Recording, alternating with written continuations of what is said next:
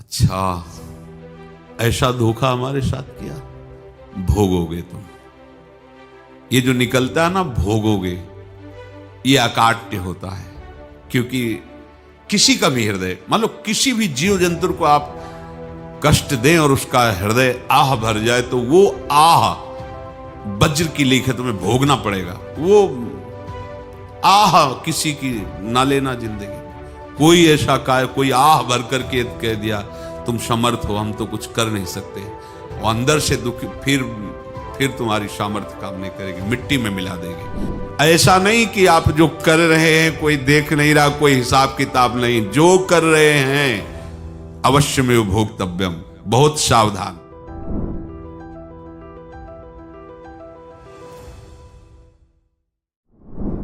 जीव स्वयं नित्य निरंतर कर्मों के जाल को रच रहा है और अपने आप को बांध रहा है।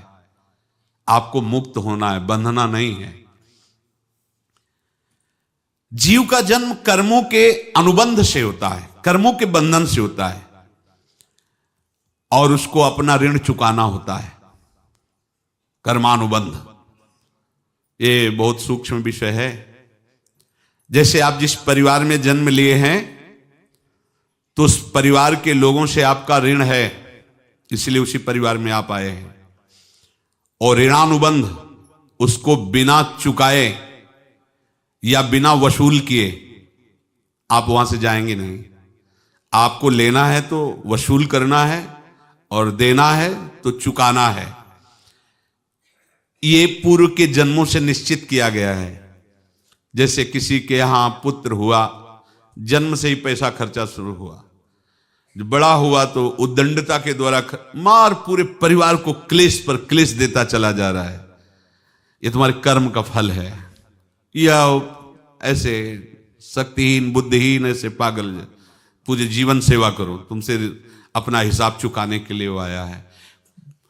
अब परिवार के जो सदस्य जुड़े आके, मतलब पत्नी आते ही पूरी हृदय में आनंद, परिवार में आनंद, और जीवन भर वो आनंद ही सुख देने के लिए उसका जन्म हुआ। वो अपना ऋणानुबंध मुक्त, और आते ही भयंकर क्लेश खड़ा कर दिया, बीच में दीवाल और झगड़ा वैसा, फिर अतरे दिन मारपीट शुरू, कलह अशांति, पूरा जीवन नरक हिसाब करने आए। यहां ऋण चुकाए बिना कोई जा नहीं सकता, ऋण चुकाना पड़ेगा। किसी का ऋण वसूल करना है तो किसी को ऋण चुकाना है, दोनों काम करने होते हैं। अनेक जन्मों में अनेक लोगों के साथ हमने जो बर्ताव किए हैं, अच्छे या बुरे, वो होंगे। अब किसी आदमी को हम जानते नहीं, अचानक मिला, अचानक टक्कर लगा और मार पीट गाली गुप्ता सब कर दिया, चुपचाप सह लो। क्यों? ये आपका हिसाब है, पूर्व का हिसाब। हमारा उससे कोई द्वेष नहीं, कोई संकल्प नहीं। अचानक घटना घटी और हमसे द्वेष करने लगा, हमें पीटने लगा, हमें गालियां दे, ये हिसाब है, चुपचाप सह जाओ। अपने घर का भाई ही भारी दुश्मन बन गया और क्लेश दे, हिसाब है। एक प्रभुदत्त ब्रह्मचारी जी की वाणी में पढ़ा था, एक महात्मा जी भ्रमण करते थे, तो उस समय असरफियां चलती थी, मोहरे असरफियां, तो उनको भेंट में देते लोग। तो या तो ठाकुर सेवा में लगे तत्काल, या संत सेवा में तत्काल लगे, उसका संग्रह करके डोलना ये ठीक नहीं है। बैरागी के लिए सिद्धांत में ये ठीक नहीं है। तो जब 2, 4, 6, 8 ऐसे मोहरे हुई, तो उन्होंने विचार किया कि और भ्रमण करके जब काफी मोहरे हो जाएंगी तो प्रयागराज में जब कुंभ पड़ता है, एक बार पूरे सब अखाड़े के संतों को, अलग अलग संप्रदाय सब संतों को बुलाएंगे और सबको पवाएंगे। अब साधु है तो यही विचार करेगा, और क्या विचार करेगा। तो उन्होंने ऐसे डंडा बनवाया, बेंत, जो ऊपर से चूड़ीदार और भीतर पोला, और मोहरे उसमें डालते गए। और भ्रमण, जहां जहां श्रद्धालु भगत थे सबके यहां जाना और इच्छा रखना कि एक मोहर तो दे दे दक्षिणा में। कामना कोई भी हो वो बांधती ही है, ध्यान रखना। इसीलिए प्रभु जो चाहे वो करे, अपनी चाह नहीं रखनी चाहिए, अपनी चाह प्रभु की चाह में मिला देनी चाहिए। धीरे धीरे वो छड़ी भर गई। भ्रमण करने वाले महात्मा चूड़ी लगाई, इंतजार करते रहे। जब प्रयाग का कुंभ पड़ा तो चले। तो रास्ते में एक गांव में पूछा जाता है, जैसे कहीं रुको कि कोई श्रद्धालु ऐसा है जो संत सेवी है। तो कुछ लोगों ने बताया, हाँ एक परिवार है बहुत संत सेवी है और आपको मिलाते हैं उनसे। आइए महाराज, घर में रुका। खूब अच्छा हलवा पूड़ी पवाया और जो घर के मालिक थे चरण दबाए। चरण दबाते दबाते उनकी दृष्टि पड़ी उस डंडे पे। इतना मोटा और ऊपर से कुछ चूड़ी सी भी नजर आ रही, इस डंडे में तो कोई रहस्य है ही है। अब महात्मा जी को खवा पिला के सुला दिया। महात्मा जी जब सो गए तो पत्नी से धीरे से कहा, वो डंडा लाओ बाबा जी का डंडा। वो चूड़ीदार जो ही खोला पलटाया तो सैकड़ों मोहरे। ऐसे संत रोज पधारे भगवान, तुम आनंद हो जाए फिर क्या। पत्नी से कहा, नाप के कंकड़ लाओ। वो तो महात्मा जी तो खाए खीर पूड़ी, आराम से सो रहे।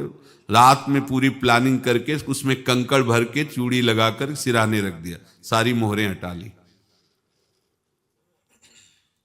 महात्मा जी आराम से छड़ी उठाए तो वजन पक्का। वैसे बड़े लोग चतुर होते हैं, पर ये नहीं जानते कि कर्म कितना भयानक होता है। और उनकी कोई संतान नहीं थी, पर धन में इतना प्रेम उनको था।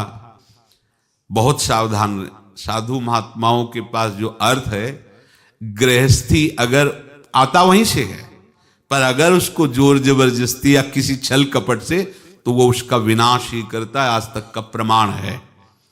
अब उनको ये भाव पता नहीं होगा, या पता होगा तो लोभ के कारण वो उसको मान नहीं पाए होंगे। महात्मा जी गए प्रयाग में, किसी अखाड़े पर रुके और वहां प्रार्थना की कि कल जो है संपूर्ण अखाड़ों का निमंत्रण किया जाए और सब संतों को भोग पवाया जाए और उनको दक्षिणा भी दी जाए। महंत ने सोचा कि बहुत बड़ा है तो उत्सव है, क्योंकि प्रयाग में कितने हजारों संत महात्मा सब। तो उनका महाराज बोरों इसमें चीनी और टीनों घी लगेगा, सब व्यवस्था। बोले आप मंगाइए, एक एक हिसाब हम करेंगे, हमारे पास सब व्यवस्था है। बोले कुछ तो पहले दे दो, वो इकट्ठे देंगे हम। उनको था कि अगर हम छड़ी खोला और दो चार मोहरे दी, किसी को पता लग गया तो गड़बड़ हो सकती। बोले हम भंडारे के समय आखिरी में सब कुछ आपको दे देंगे। ठीक है। वो अपने पास से पैसे लगाकर खूब जितना सामग्री सब लाए, लाखों की, और सब संतों को निमंत्रण कर दिया। संत जन निमंत्रित हो गए, भंडारा बन रहा है। तब वहां के महंत है और उनका देखो भंडारा भी बन रहा है, संतों को निमंत्रण। अब आप अर्थ की व्यवस्था कीजिए, क्योंकि इतनी बड़ी हमारी सामर्थ्य नहीं थी जितना हमने किसी तरह हमने व्यवस्था की। अब मुझे अर्थ चाहिए, तभी आगे की व्यवस्था बढ़ेगी। संतों को दक्षिणा देंगे और जिनसे अर्थ लिया उनको दे। देखो रसोई बन गई है सब। उनका छत में विश्वास नहीं तो ये अभी चूड़ी खोली। उनको तो था ना कि मोहरे हैं, कंकड़। तो जैसे कितना उनको सदमा लगा होगा। हजारों संतों का निमंत्रण, रसोई बन, मतलब संत हो के छल कपट। तो उनका महाराज आपने तो हमारा नाश कर दिया, जो महंत थे। अब बताओ रसोई बन गई, संत निमंत्रित हो गए और आप ये कंकड़ दिखा रहे हैं हमको। आपने तो हमें बर्बाद कर दिया। हमारी इतनी सामर्थ्य नहीं थी, आप पहले बता देते। संत होकर ऐसा छल कपट। अब वो बोले तो क्या बोले, क्योंकि उनको पता था कि मोहरे हैं इसमें। अंदर से उनका चिंतन गया उसी सेठ के पास, अच्छा ऐसा धोखा हमारे साथ किया, भोगोगे तुम। ये जो निकलता है ना भोगोगे, ये अकाट्य होता है। क्योंकि किसी का भी हृदय, मान लो किसी भी जीव जंतु को आप कष्ट दें और उसका हृदय आह भर जाए, तो वो आह वज्र की लेख है, तुम्हें भोगना पड़ेगा। वो देखो भीष्म जी को भोगना पड़ रहा है ना। सांप को ऐसे धनुष की नोक से उठाया और बंबूल के कांटों के ऊपर फेंक दिया, कई दिन तक शेदा हुआ, वो आह भर करके मरा। तो आपको 6 महीने बाणों की सैया पर आह किसी की ना लेना जिंदगी में। कोई ऐसा कोई आह भर करके कह दिया तुम समर्थ हो, हम तो कुछ कर नहीं सकते, और अंदर से दुखी, फिर तुम्हारी सामर्थ्य काम नहीं करेगी, मिट्टी में मिला देगी। फिर ये तो संत थे और भगवत आराधना के लिए, संत आराधना के लिए ही ऐसा किए हुए थे। अब इनका कैसे मुंह दिखाएं, अब क्या करें। सुबह संत जन आएंगे, सबके बीच में हमारी कि देखो इन्होंने, अब क्या करें। गए और संगम में जाके छलांग लगाई, अपने प्राण त्याग दिए। अब उनके तो पास मोहरे थी और व्यापार बढ़ा, और 9-10 महीने बाद ही लड़का हुआ। अब तो उनको कि संत फलीभूत हो गया। देखो व्यापार चल रहा, लड़का नहीं होता था, लड़का भी हो गया। बड़ा आनंद छा रहा है। जब से वो प्रकट हुए और धन की वृद्धि शुरू हो गई, पढ़ाई लिखाई में उनके खर्चा हुआ सब, बस बीमारी शुरू हो गई उनके शरीर में। अब उसमें पैसा जाना शुरू हुआ। इतने आसक्त तो वो दोनों हो गए कि कुछ भी हो, व्यापार ठप, संपत्ति बेचना शुरू। तो उन्होंने कहा कि बेटा मैं क्या कर सकता हूं तुम्हारे लिए। बोले हमारी अंतिम इच्छा है प्रयाग चलो, और जितने प्रयाग में संत महात्मा सबको एक बार भंडारा करवाओ, हमारी इच्छा अंतिम है। क्योंकि अंतिम यही इच्छा थी। तो बोले अब ज्यादा संपत्ति तो नहीं रह गई। तो बोले घर बेच दो, मेरे लिए ही तो है, बेच दो। मुझे लगता मैं बचूंगा नहीं, पर मेरी अंतिम इच्छा पूर्ण कर दो। घर बेच दिया, जेवर बेच दी। वहां गए, जब संत सेवा की तो बोले मुझे संगम तक ले चलो। संगम तक ले गए और बोले समझे तुम चुराए थे और हमने उसको छीना है, कुछ नहीं रह गया तेरे पास कुछ, अब केवल ममता और आसक्ति में जलकर मर और नरक प्राप्त कर। मैं वही महात्मा हूं जिसकी तूने मोहरे ली थी, शरीर छोड़ दिया। महात्मा को जन्म लेना पड़ा और इनको दुर्गति भोगनी पड़ी। ऋणानुबंध होश में, ऐसा नहीं कि आप जो कर रहे हैं कोई देख नहीं रहा, कोई हिसाब किताब नहीं, जो कर रहे हैं अवश्य में भोक्तव्यम। बहुत सावधान। अनेक जन्मों में अनेक लोगों से जो कुछ लिया दिया है, इस लेने देने को मिटा देने के बाद ही तुम मुक्त हो गए। इसीलिए एक उपाय है, लेना न देना मगन रहना। क्या? मालिक को समर्पित हो जाओ, मालिक को अपना माना हुआ समर्पित कर दो, खत्म। अहम त्वाम स्वरूपापेभ्यो मोक्षयिष्यामि, सब खत्म। आगे पीछे लेना देना सब खत्म। एकादश स्कंद में भगवान श्री कृष्णचंद्र जी ने कहा जो मेरे चरणों का आश्रय लेकर भक्त मेरा भक्ति करता है, उसके पितृ ऋण, मातृ ऋण, देव ऋण, ऋषि ऋण, सब ऋणों से मैं मुक्त कर देता हूं। बस यही एक उपाय है जो इसके बंद करने का उपाय भक्तों के लिए है। वो यही है, भगवान की शरण में होकर अपना माना हुआ पूरा भगवान के अर्पित कर दो। अर्पित करने का तात्पर्य उसमें अहम हटा दो। तो दियम वस्तु गोविंदम तुभ्यमेव समर्पये। जिनसे तुमने सेवा करवाई है उनकी सेवा करनी पड़ेगी। जिनसे तुमने जो कुछ लिया है उनको देना पड़ेगा। ये लेने देने का व्यापार जब तक समाप्त नहीं होगा तब तक तुम्हारा जन्म मरण चलता रहेगा। अब आपको यहां समझना है, यदि आपसे किसी ने पैसे लिए बेईमानी करके नहीं दे रहा है तो आप उसको गाली मत दीजिए। आपने बेईमानी की थी इसलिए आपकी बेईमानी हुई है, ले गया, कोई बात नहीं है, बंधन से मुक्त हुए, जो बोझा था चला गया। उसको ऐसा ना देखे कि ये बेईमान हमारे रुपए मार लिए, अब जो कुछ होगा देखेंगे।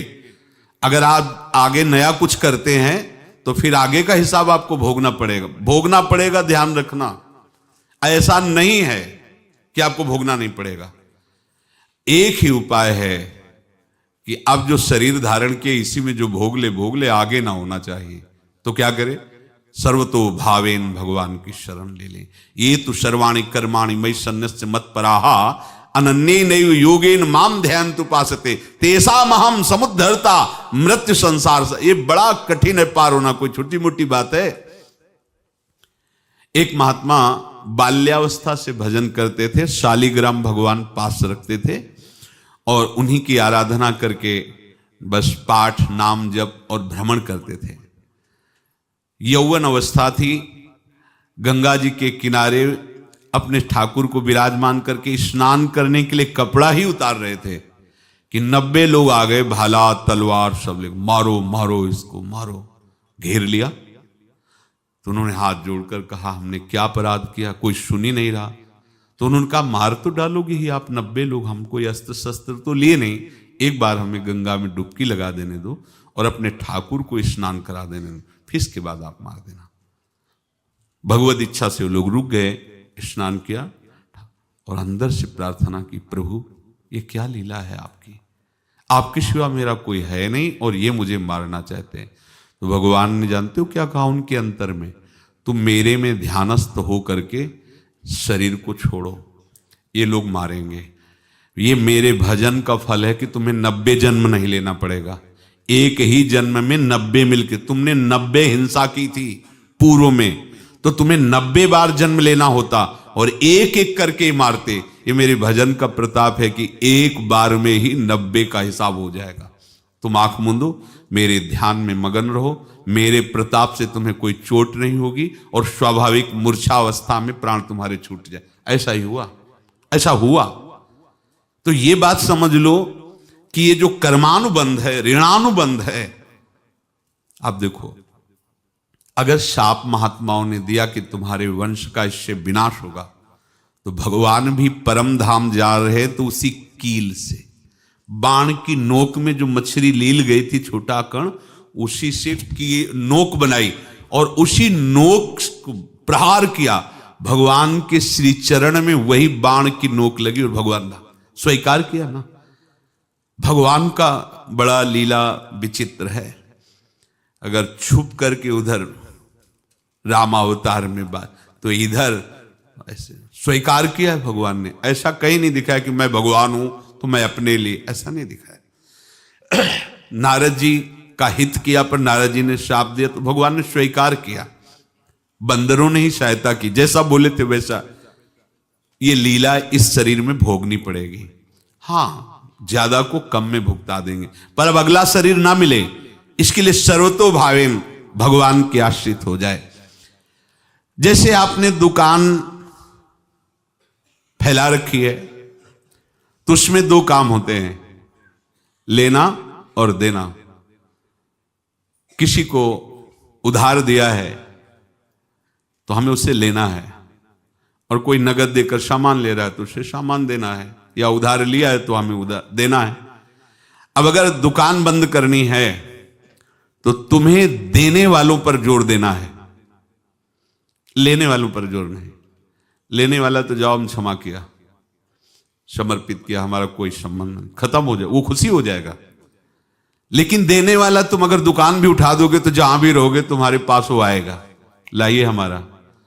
तो देने पर नजर रखिए, जिसका जिसका हिसाब है वो आपके सामने आता जाए, हटाते जाओ। लेने पर नजर मत रखिए और दुकान फौरन उठा दीजिए, नहीं अगर लेते देते रहे तो चलता रहेगा। आगे चलकर कुछ लेना न देना, मगन रहना बस अपने प्रभु के चिंतन में। अब हम कैसे जाने कि किसको क्या देना है, हमें क्या पता? तो हम पूरा हिसाब जिनको पता है उनको दे देते हैं, समझ रहे हो? उनको पता है क्या लेना है क्या देना है, तो इनके पास पहुंच गए या सरकारी हिसाब से सब बराबर कर देंगे। हमको अपनी जिम्मेवारी इनकी चरणों में समर्पित कर देना है, तभी हम जीवन मुक्त होंगे। ये रहस्य की बात है। प्रभु कह रहे हैं, यस्य सर्वे समारंभा काम संकल्प वर्जिता ज्ञानाग्नि दग्ध कर्माणं तमाहु पंडितम बुधा। जिसके संपूर्ण कर्मों के आरंभ संकल्प और कामना से रहित हैं, तथा जिसके संपूर्ण कर्म ज्ञान रूपी अग्नि से जल गए हैं, उसको ज्ञानी जन भी पंडित कहते हैं, बुद्धिमान कहते हैं।